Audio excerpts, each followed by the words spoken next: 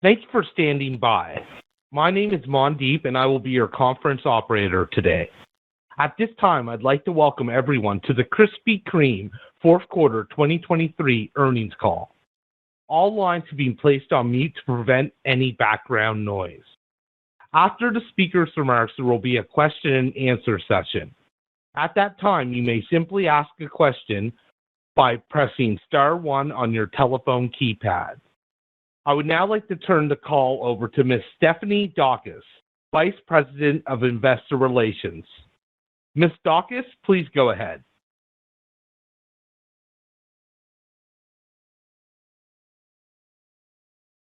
Thank you. Good morning, everyone, and welcome to Krispy Kreme's fourth quarter and full year 2023 earnings call. Thank you for joining us today. Our earnings release and associated earnings presentation, which we will be referencing during the call, are available on our investor relations website at investors.krispykreme.com. Joining me on the call this morning are Josh Charlesworth, Chief Executive Officer, and Jeremiah Ashukian, Chief Financial Officer. After prepared remarks, there will be a question and answer session. Before we begin, I would like to remind you that this call contains forward-looking statements made pursuant to the Safe Harbor provisions of the Private Securities and Litigation Reform Act of 1995, including statements of expectations, future events, or future financial performance. Forward-looking statements involve a number of inherent risks and uncertainties, and we caution investors that these risks could cause actual results to differ materially from those contained in any forward-looking statements. These factors and other risks and uncertainties are described in detail in the company's Form 10-K filed with the SEC for the year ended January 1, 2023, and in the other filings we make from time to time with the SEC. Forward-looking statements made today are only as of today. The company assumes no obligation to publicly update or revise any forward-looking statements except as may be required by law.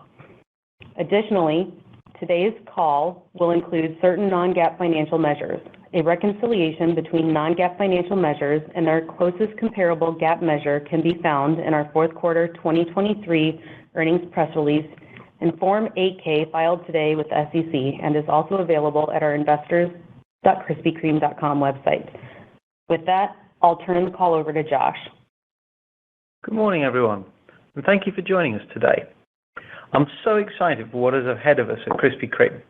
Our strategy is clear: to make our fresh donuts available in more places and keep reminding people of the joy that is Krispy Kreme, not just to eat, but to share and give to others. We made great progress on this in 2023 with strong consumer demand and increased access to our fresh donuts in both existing and new markets around the world. We also improved profitability as we grew, demonstrating the productivity benefits of our unique hub-and-spoke operating model.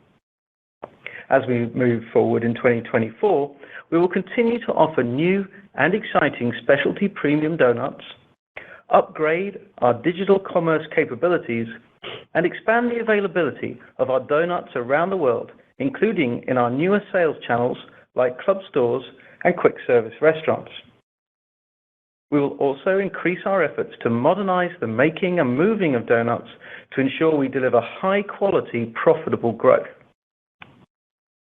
Let me summarize today's key messages.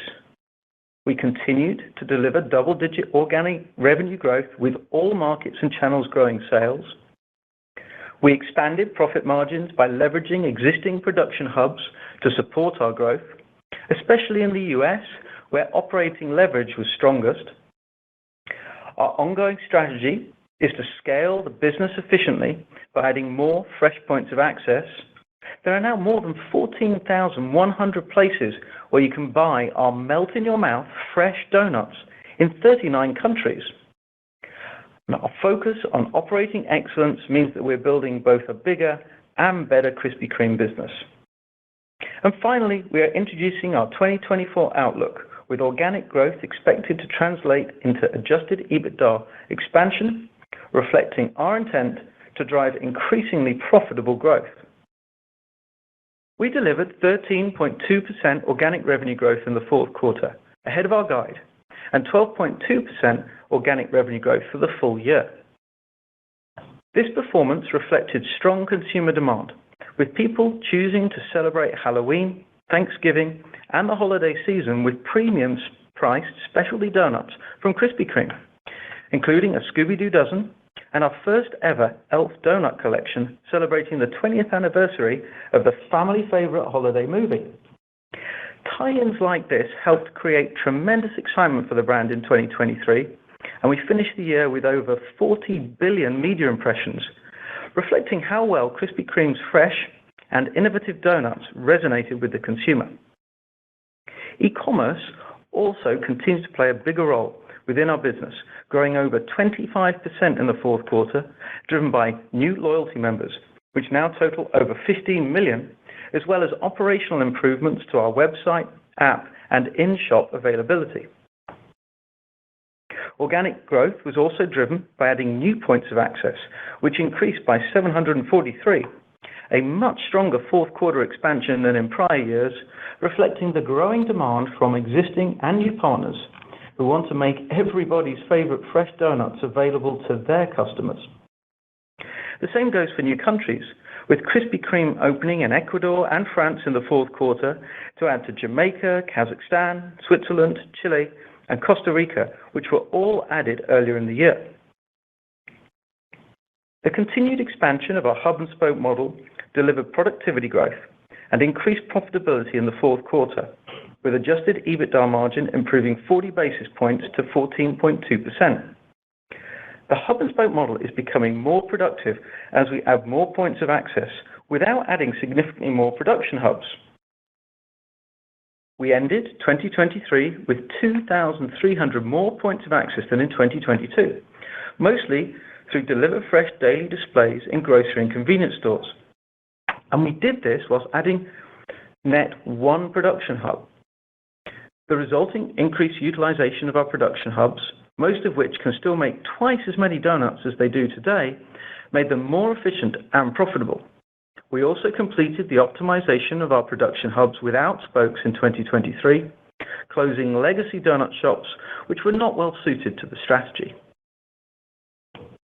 Our fourth quarter and full year results exemplify the success and power of our hub-and-spoke model, and in 2024, I look forward to us becoming a bigger and better Krispy Kreme by continuously improving our business operations as we grow. Now, the number one reason why someone may not buy a Krispy Kreme donut continues to be access and convenience. With more than 2 million locations where we could, in theory, sell Krispy Kreme, at least in the markets we've targeted, the opportunity to expand availability is big. We have previously shared our long-term goal of opening at least 75,000 points of access around the world, yet this still represents less than 3% of the total addressable market. And we are adding new customers all the time, such as Costco in international markets and McDonald's in the US, where we have been conducting an extended test in Kentucky for much of 2023. Our relationship with McDonald's remains strong, with discussions ongoing about further expansion, and we look forward to providing updates on our quick service restaurant plans through 2024. We also expect to launch Krispy Kreme in 3 to 5 new countries in 2024, with several priority markets identified in Europe, as well as Brazil, where we just announced an exciting new partnership with the convenience store chain AMPM. We have perfected the art of making our original glazed donut over the last 87 years and bringing joy to our consumers across the world. Yet, there remains the opportunity to modernize the way we make and move our donuts, bringing efficiency to the process whilst maintaining consistent high quality and service levels. We have started 2024 by making changes to our global leadership team to reflect these opportunities. In Angelo Joachim, we are adding a new Chief Information Officer with deep digital technology experience across multiple industries. Our global supply chain leader, Sharif Riyad, formerly of Mondelez, has stepped into the team, as has our U.S. business leader, Javier Rancano, who has extensive QSR operations experience. As a leadership team, we are focused on quality fresh donuts in every channel every day, expanding the use of automated donut making and processing, and continuously improving our donut delivery capabilities as we support more and more points of access. An example of this is a pilot we are just starting on select routes in LA and DC to deliver our fresh donuts through a third-party logistics provider, still using dedicated Krispy Kreme trucks and drivers. As we focus on our core strategy of producing, selling, and distributing fresh donuts daily, we continue our strategic review of Insomnia Cookies. With that, I will turn it over to Jeremiah to give further insight on our financial performance and provide an outlook for 2024. Thanks, Josh, and good morning, everyone. As Josh mentioned, we reported strong double-digit fourth quarter organic growth and improved profitability for the year, demonstrating the productivity benefits of our hub-and-spoke model. In the fourth quarter, we grew double-digit on both the top and bottom line on a percentage basis, resulting in adjusted EBITDA margin expansion of 40 basis points year-over-year to 14.2%. We saw growth in all our markets, driven by high-impact global brand activations and seasonal offerings, increased points of access, and premiumization efforts. Adjusted EBITDA grew 14.7%, outpacing our revenue growth for the second consecutive quarter as we continue to realize cost efficiencies across the global business through both productivity efforts and increased utilization of our hubs. For the full year, the business performed largely in line with expectations as we delivered 12.2% organic growth, increased adjusted EBITDA by 11%, and expanded margins. Organic growth accelerated to 13.2% in the fourth quarter. Notably, we saw growth across all our segments in 2023, on top of strong performance in 2022. In the U.S. segment, organic revenue grew 13.7% in the fourth quarter, driven by a record holiday season, as specialty donut offerings drove incremental sales through all channels, especially DFD, and had positive impact on our sales. We also observed increased transaction values due to growth of our e-commerce channel. All of this was underpinned by our strategy of growing points of access, which grew 17.7% year-over-year, with more than 300 DFD doors added in Q4 versus Q3, and over 1,000 doors added versus 2022. At Insomnia Cookies, we observed strong organic growth of 16.3%, as well as sequential margin improvement from Q3. That said, margins in the business remain pressured given the elevated cost of cocoa. The hub-and-spoke model, first established in the UK and Australia, is now well underway in the US, with several cities seeing marked improvements in profitability during the year as we added more points of access to the existing hubs.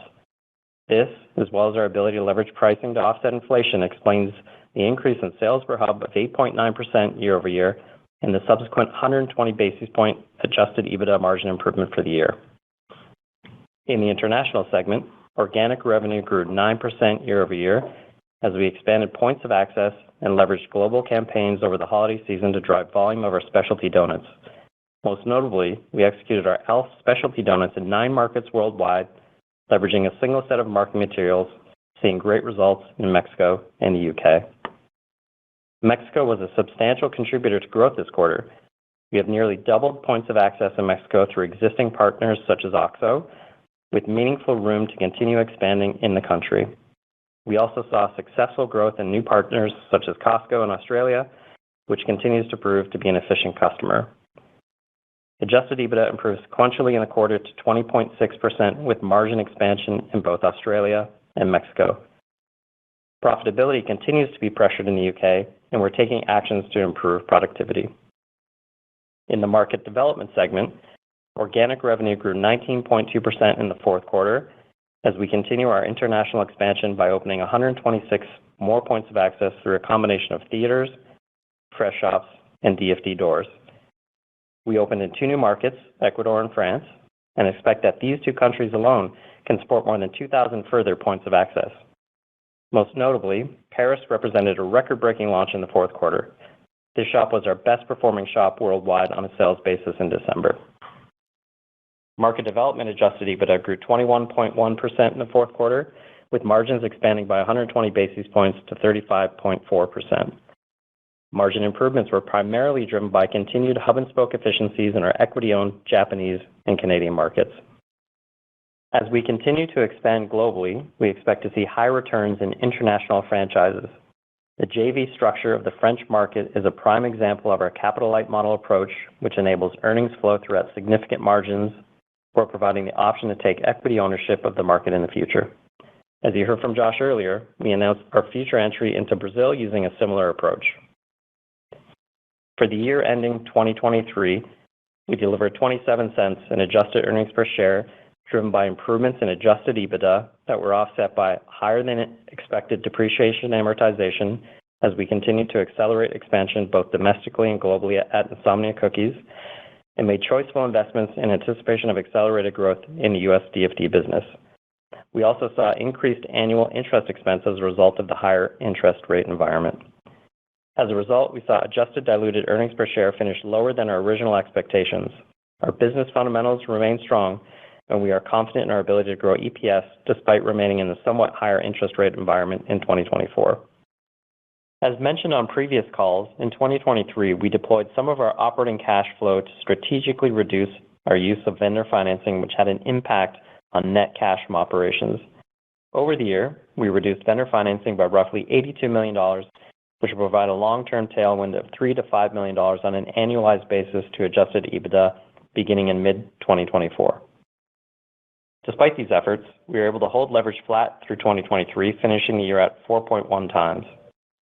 We have a healthy balance sheet, having extended our maturities to 2028 in the first quarter of 2023. We closed the year with just under $40 million in cash and have access to ample liquidity through our revolver with an undrawn capacity of $159 million. We remain focused on the long-term health of the business and setting up our capital structure to support growth through a strong balance sheet. We expect to delever in 2024 primarily through the growth of adjusted EBITDA and running the business with an eye towards efficiency and capital expenditures, as well as managing working capital. Over the long term, we remain on track to be between 2.0 times and 2.5 times net leverage in 2026. As we look forward to 2024, we're providing our outlook for the full year, which assumes a nominal impact from foreign exchange and contemplates all operations, including Insomnia Cookies. For the full year 2024, we expect to deliver net revenue growth of 5 to 7%, organic revenue growth of 6 to 8%, adjusted EBITDA growth of 8 to 11%, and adjusted diluted earnings per share of between 27 and 31 cents. After reporting strong double-digit fourth quarter and full-year organic growth in excess of our full-year guide, we remain confident in our 2024 guidance and our ability to drive operating leverage as we become more coordinated as a global company. We believe we are well-positioned for sustainable, high-quality growth in the years to come, leveraging the tools which helped us deliver a great finish to the year in 2023. As it relates to the first quarter, despite the harsh weather in broad parts of the U.S. in January and lapping record-breaking sales in the first quarter of 2023, we expect net revenue growth of 2% to 4%. We also expect adjusted EBITDA to grow in line with the revenue growth. We will closely monitor and adapt to changes in the market and consumer environment, and I remain confident about the profitable growth potential of our business in 2024, and we're excited for a great year to come. With that, I'll turn it over to Josh for his closing remarks. Thanks, Jeremiah.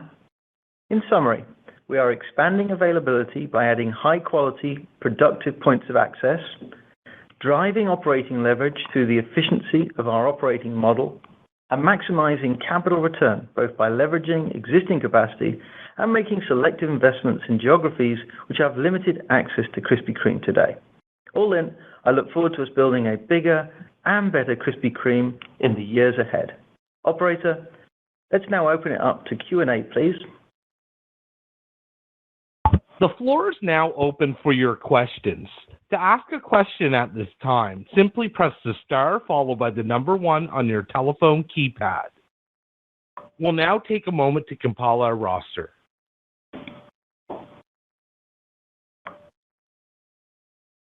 Our first question comes from the line of Sara Senatore with Bank of America. Please go ahead. Hi, good morning. This is Jessica Usuafari on for Sara Senatore. Thank you. So for last quarter, you said you were in advanced discussions about expanding the McDonald's partnership and we're making investments in the U.S., but it looks like the 160 or so restaurants testing the donuts have been unchanged since 3Q. So, and I know that the press release alluded to more growth in the quick service restaurant channel, but I wanted to see if there's any more color you could provide on that agreement. And I do have a couple more questions, but I figure I can ask them one at a time. Sure. Good morning, Jessica. Obviously, word is out on the success of our Delivered Fresh Daily Donut program. Several customer opportunities in existing and new channels around the world. Regarding quick service restaurants in the U.S., our focus does continue to be on McDonald's. Discussions are ongoing and productive about an expanded partnership, and we'll provide an update on that one when we have it. Okay. What was your second question? So in the U.S. and international markets, revenue growth was slightly less than points of access growth. I know you think in terms of growth in sales per hub, but as we try to forecast sales going forward, how should we think about new points of access? Is it fair to assume that they'll have lower volumes than the existing base of points of access? And if so, is that driven by the type of store, and will that change if you accelerate expansion into the quick service industry? Well, it's interesting. Obviously, the three international markets there of UK, Australia, and Mexico, all in different situations. The UK, Australia, much more developed in the grocery store customer mix. Mexico really starting out with a big opportunity in convenience stores. So you get a constant mix effect there. Underlying performance is good, but you're going to get these mix effects for the forecasting, especially in Mexico with the big opportunity with the OXXO convenience store chain. Mm-hmm. Okay, thank you. And could you remind us how much of your commodity basket you have locked in? Yeah, I can take that, Jessica. And we started to put on cover on commodities earlier in 2023. We do expect to see mid to high single-digit inflation overall for 2024. Most of our commodities are now covered, so about 75% of them are covered of the commodities that we actually can cover, as it made sense for us from a pricing perspective or just a security of supply perspective. It's a bit of a mixed bag within that kind of mid to high single-digit inflation number amongst our cost structure, as we're forecasting inflation in excess of 20% on things like sugar, where the market remains around 10-year highs, and low double-digit inflation on things like cartons, which is a commodity we can't hedge. But we do expect to see some deflation on key commodities like wheat and edible oils. I think it's important to note out, just outside of commodities, from a labor perspective, we do believe that we'll be subject to the wage increases in California. And as a result, we continue to expect to see high single-digit to low double-digit inflation on labor in 2024. Okay. All right. Thank you so much for your time. Thank you. Our next question comes from the line of John Ivankoe with J.P. Morgan. Please go ahead. Hey, team. This is Luke Job on for John Ivankoe. Just wondering if you could give some language around specific changes to kind of the current process or model that we're focused on, with specification to modernization of the donut making process and kind of especially delivery within that. Thanks. Sure. Thanks, Luke. I'll take that. You picked up on our efforts to modernize the way we make and move our donuts. That goes all the way from the sort of digitization of the process through to the automation of the donut making itself, and then all the way on to upskilling our donut transportation. All in, we're working to ensure the freshest donuts every time, delivered as efficiently as possible. We've shared before the automation efforts. We have a line running in New York, which is now automatically filling, topping, and even packing the donuts. We're looking to perfect that and then roll it out as time goes on. And then regarding the logistics in particular, the rapid expansion of DFD means that we're becoming logistics are becoming more and more important. So we announced on today's call that we have a pilot covering select routes in DC and LA, and that's expected to take about 4 to 6 months. And the purpose of that is to work with a third-party provider to see if we can maintain quality and service whilst being able to access new capabilities that they can bring and over time improve our operations and indeed bring more efficiency. So it's an effort end to end to continuously improve donut making and moving, and we'll provide updates as we learn more. Great, thanks. You bet. Our next question comes from the line of Bill Chappell with Truist. Please go ahead. Hi, good morning. This is Davis Holcomb on for Bill Chappell. Thanks for taking our question. I just wanted to know, we saw that your guidance this year, or for fiscal year 24, includes operations from Insomnia Cookies, but we were wanting to know if you could provide a little bit of color on what the sales guide would be without the inclusion of Insomnia Cookies. Yeah, I mean, number one, we're pleased with the performance of Insomnia as the business continues to grow profitably and improve sequentially in terms of EBITDA, adjusted EBITDA improvement. We opened a record number of cookie bakeries in 2023. We also talked about the growth rate at Insomnia at 16.3% on the earnings call as well. There continues to be lots of opportunity on this business to expand both the U.S. and internationally. We do expect it to continue to grow double-digit in 2024. But just given the fact that we're in the process, as we said in Q3, we're conducting a strategic review, and we look forward to sharing more news about it that we can. I think in the last earnings call, I did let everybody know that we operate, or the impact on Insomnia would have a roughly 100 to 200 basis point impact on the top line, though. Excellent. Thanks for the color. I'll pass it on.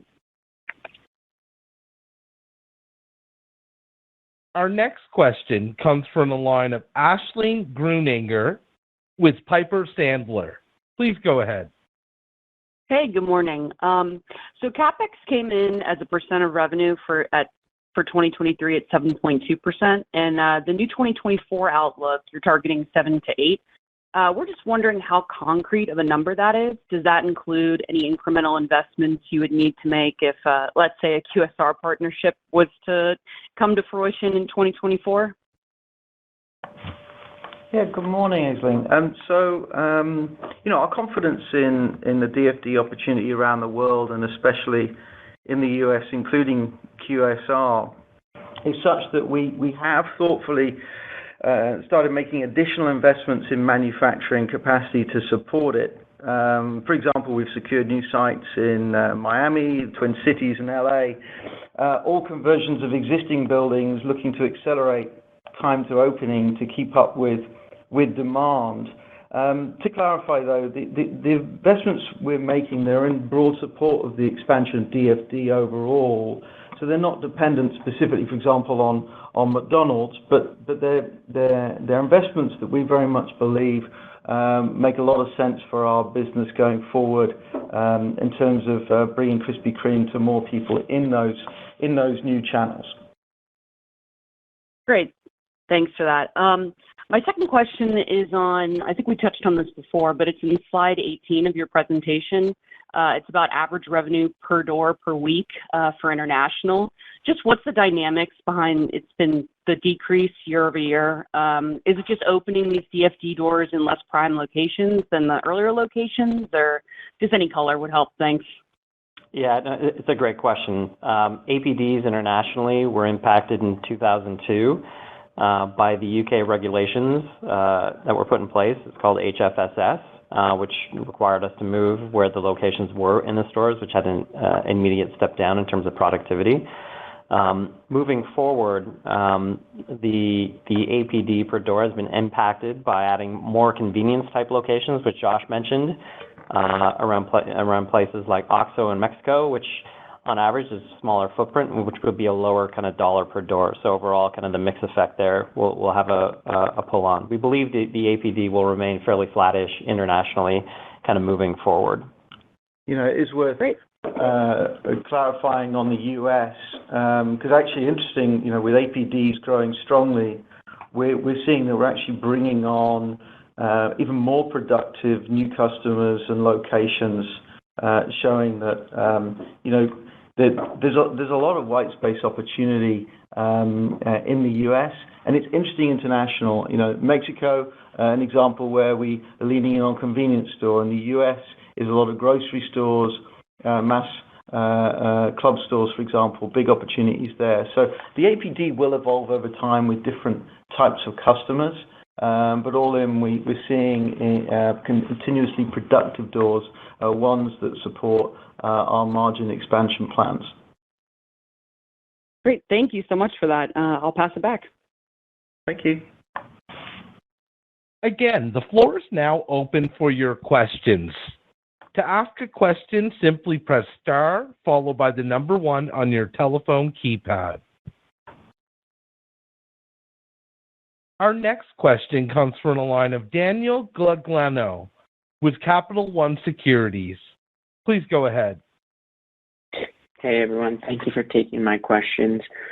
Just going back to the U.S. expansion of hubs, you mentioned Minnesota, California, Florida, and I think New England and upstate New York were also opportunities. So just thinking through kind of those, are there certain areas you see as priorities right now? And are there certain markets that you need to get open before doing like a national QSR rollout? Well, a big QSR rollout with a customer like, for example, McDonald's, 14,000 restaurants in the U.S., we could cover about 6,000 restaurants just with our existing network. So your question goes to the 7,000 or 8,000, assuming you're taking McDonald's as the benchmark, that we would need to cover in areas where mostly it's those areas you described in the country where Krispy Kreme isn't today. Our plans are anyway over time to open up in those places and reference to either Miami, Twin Cities, LA, New England, all the ones you referenced, upstate New York, they're all in our plans. Naturally, those that we have already maxed out capacity or we've identified sites are the ones we're prioritizing in the short term. But they all make sense for us. And so we're actually looking across the country in all those locations as we build out our plans for DFD and QSR in the future. Great, thank you. And then just as a follow-up to that, it's kind of like a modeling question just around the CapEx spend. So the 7 to 8% of revenue guidance for 2024, just thinking about the expansion, and I think you had said $3 to $6 million for some of those hubs. Is there a cadence we should be thinking about quarter to quarter for the year? Is it going to be pretty evenly spread throughout, or should it be back-weighted? Just trying to get some help there. Thank you. On the CapEx, the hubs themselves are coming online probably a little more back-weighted. Yeah. The CapEx itself, though, phases differently, doesn't it, Jeremiah? There's a cash flow from CapEx that will happen here because we've spent, or at least decided to deploy capital last year in an effort to get some of these up and running earlier in the year. From a modeling perspective, for the most part, we will follow a fairly uniform spend of CapEx throughout the year, as we have in previous years. So it's a fairly consistent number when you think about a percent of revenue that will bounce between 7 and 8% per the quarters. It'll just bounce up and down between those numbers more or less. Okay, thank you. Our next question comes from the line of Andrew Wolf with CL King. Please go ahead. Thanks. Good morning. First, I wanted to ask about, the first quarter sales being low, below trend, and tie that to the year, because obviously you're looking for a big rebound to more like 6 to 8% to get to the 5 to 7% for the year for the Q2 through Q4, a little more in line with what I think the street was expecting. So could you just kind of flesh out a little bit what you're seeing in the quarter, how much you think is pure weather? Is there anything else going on? Do you have sort of non-weather impacted markets, either in the U.S. or Canada or even the other segments that sort of point to sort of some more normalized growth supporting the rebound for the rest of the year? Yeah, thanks, Andrew. I can take that. I think I'll probably start off by just saying we're actually pleased with the fact that we'll continue to post growth in Q1 after a record Q1 in 2023 and 14 consecutive quarters of organic growth. I think the last time we didn't grow in a quarter was during COVID and as a result of some of the UK shutdown or slowdown. Organic growth in the quarter is actually close to 3 to 6%, given we'll be lapping the discontinuation of BST. As you mentioned, like many others, we saw harsh weather in broad parts of the U.S. in January, leading to lower revenues and a softer start to the year, which also comes up against the comp of 14.4% last year, but also a couple of one-offs, to your point. One at Insomnia Cookies. We have a lap against extended delivery zones that will be in our base, which provided some tailwind last year. And then two, in market development, we had a one-off shift in the timing of some equipment sales in our market development franchise business, which resulted in a higher sales being recognized in 1Q last year. That said, we're excited for Valentine's Day tomorrow, which is one of our biggest sales days of the year, not to mention other key specialty donut offerings over the course of the year. We're definitely committed to disciplined growth in pursuit of the full-year guide that I laid out. And we will, when you think about it from a cadence point of view, lap some other things as we get into Q2 that may go the other way, most notably the NCR outage that we had in the U.S. in Q2 2023, which will help us kind of recover back in Q2. Yeah, the thing I'll add is, we're looking forward to quality sustained growth through 2024. And, Q4 showed once again that the consumer just loves our donuts, especially for sharing and gifting at special occasions and celebrations like Valentine's that Jeremiah mentioned, even when priced at a premium. And we see that in all sales channels, with really quite phenomenal growth recently in e-commerce in particular. So, our consumer is engaging with the brand more than ever, and that's the key backdrop to understanding Krispy Kreme. Okay, and if I can just add another follow-up, just related also to sales. Now, I assume for the year you only have the 160 or so McDonald's stores in there. But I guess for the U.S. specifically, is there any less of a push on sales in any way, whether it's, not putting up stores that you might have put up, hubs that you might have put up because you're deferring? And is there any impact on what's in the guidance because you're kind of throttling any part of the U.S. operations back in anticipation of, either McDonald's or another QSR? There's no throttling back. It's absolutely the case that the DFD continues to be a core driver of our growth. Indeed, as I mentioned a moment ago, the Q4 addition of doors around the world included the U.S. At a time which has traditionally been problematic for our customers. They want to put in other seasonal items. This year, they wanted to put in our items and prioritized listing new doors for Krispy Kreme. So definitely no throttling back. At the same time, we are very focused on improving the quality of our operations, ensuring high-quality, sustainable growth, working, as I mentioned, on making moving donuts in continuously better ways.